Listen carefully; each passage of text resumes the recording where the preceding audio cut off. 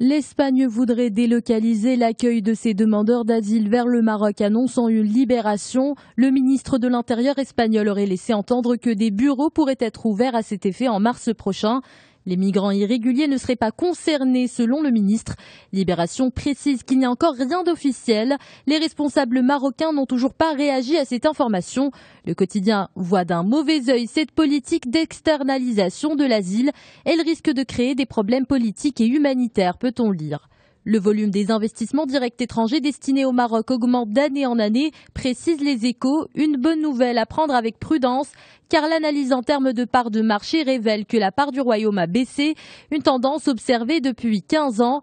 À cette chute s'ajoute un autre problème selon le quotidien, la volatilité des IDE. En Algérie, d'anciens militaires préparent des actions de protestation, une information relayée par l'Ouatan. Il s'agit d'ex-militaires radiés en invalidité physique. Ils ont passé des années à demander la régularisation de leur dossier au ministère de la Défense. Le ministère n'a donné aucune suite à leur doléance. Interrogé par le quotidien algérien, le porte-parole des militaires radiés et invalides exige surtout une pension de retraite à la hauteur des sacrifices faits. Il menace aussi de commencer une série de sit-ins de protestation. La presse algérienne s'interroge toujours sur une éventuelle pénurie des produits pétroliers. Cette hypothèse avait créé une vraie psychose à Alger où les stations d'essence étaient prises d'assaut par les consommateurs. Pour mettre un terme à la panique, la directrice du raffinage à Sonatrach s'est exprimée dans les pages du Soir d'Algérie. Le ton se veut rassurant. Selon Zoubida Ben Mfouk, les carburants sont disponibles en Algérie. Il n'y a eu que des soucis de distribution à cause des conditions hivernales, reconnaît cette responsable. Le marché du smartphone, un vrai Big Bang électronique dans le continent noir selon le magazine Jeune Afrique. Le nombre de smartphones dans le continent africain devrait doubler d'ici 2017 pour dépasser les 350 millions d'appareils connectés. Une hausse considérable générée selon une étude sur les télécommunications par la percée des téléphones à bas prix. Cette progression dans le marché du smartphone va changer la donne en Afrique où le taux de pénétration de ce genre de téléphone mobile ne dépasse pas les 15%.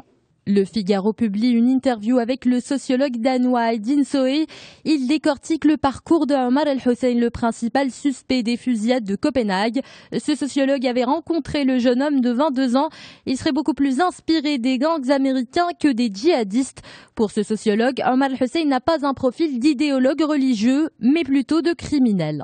C'est officiel, la Maison-Blanche va faire appel de la décision du juge fédéral du Texas. Ce juge avait annoncé la suspension des mesures révélées le 20 novembre dernier par le président américain.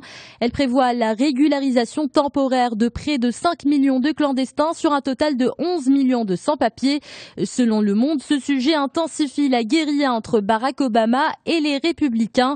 Des républicains aujourd'hui solidement installés à la Chambre des représentants.